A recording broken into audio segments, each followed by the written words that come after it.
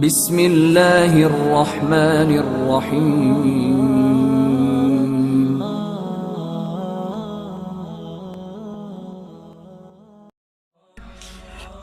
نبی کریم صلی اللہ علیہ وسلم نے فرمایا کل بنی آدم خطاء وخیر خطائین التوابون، ہر انسان گنہگار ہے لیکن بہتر وہ ہے جو توبہ کر لیتا ہے۔ عزیز سامعین، ہر انسان سے گناہ ہوتا ہے لیکن بہتر وہ ہے جو توبہ کرتا ہے، جو استغفار کرتا ہے۔ یاد رکھیے گا، شیطان سے بھی غلطی ہوئی تھی، ہمارے باپ آدم علیہ السلام سے بھی غلطی ہوئی تھی۔ شیطان غلطی کر کے ڈٹ گیا تھا اور آدم علیہ السلام نے اللہ سے معافی مانگی تھی۔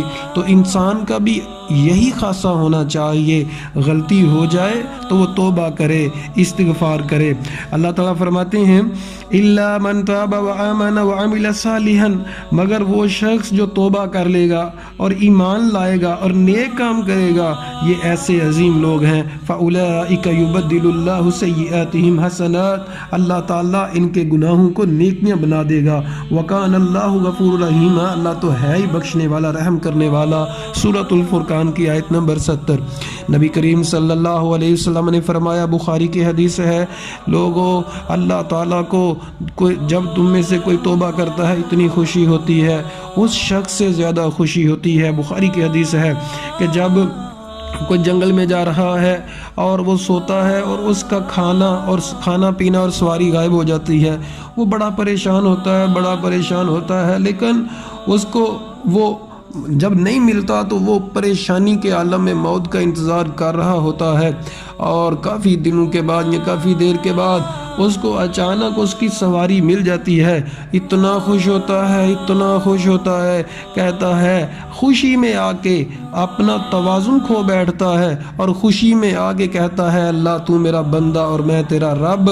حالانکہ کہنا تھا اللہ میں تیرا بندہ ہوں، تو میرا رب، لیکن الٹ کہہ دیتا ہے۔ نبی کریم صلی اللہ علیہ وسلم نے فرمایا اللہ تعالیٰ کو اس سے بھی زیادہ خوشی ہوتی ہے جب کوئی بندہ توبہ کر لیتا ہے، استغفار کر لیتا ہے۔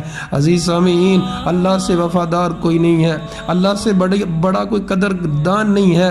آپ دین کی طرف آ جائیں، اللہ کی طرف آ جائیں، اللہ آپ کی قدر کرے گا، دل کو سکون ملے گا۔